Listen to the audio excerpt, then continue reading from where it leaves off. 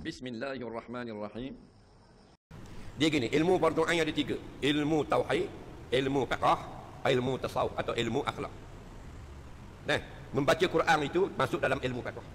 Maksudnya ilmu fardu ain, ilmu-ilmu yang wajib belajar. Faham? Kalau dalam ilmu akid, dalam tauhid, awak wajib belajar biar sampai kenal Tuhan. Jangan sampai tak kenal Tuhan.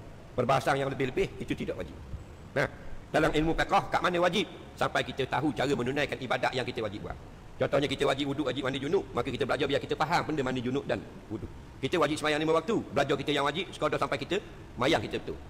Lebih pada bab sembahyang panjang lebar boleh sarah, boleh hurau, boleh karang kitab, tak wajib dah. Faham? Maka termasuk dalam bab sembahyang wajib kita belajar membaca Fatihah. Jadi baca Fatihah, baca Quran itu sebahagiannya wajib. Iaitu dalam bab perkara yang wajib menjadi rukun sembahyang. Nah, jadi setengah orang dia minat ngaji Quran saja. Orang mari ngajar bab tajwid tunggu. Orang ngajar hukum akang dia lari. Dia kira dia tak minat. Dia bab wajib dia tak ada minat.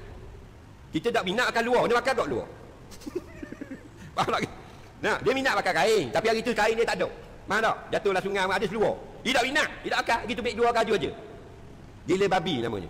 Begitulah dengan mengaji. Tiga ni mudah dia pilih. Nah, akidah, ilmu syarak atau ilmu fiqh dan ilmu akhlak. Mudah dia pilih dah. Mu kena mengaji tiga ni. Faham? Mu tua ke muda, mu tinggal berdosa. 3 kali tidak hadir, fasik. Kenapa? Talabul ilmi faridatun ala kulli muslimin. Nah, ambil ilmu, cari biar dapat ilmu, faridah. Maksudnya wajib atas kulli. Semua orang Islam. Nampak? Kulli ni maknanya kebanyakan.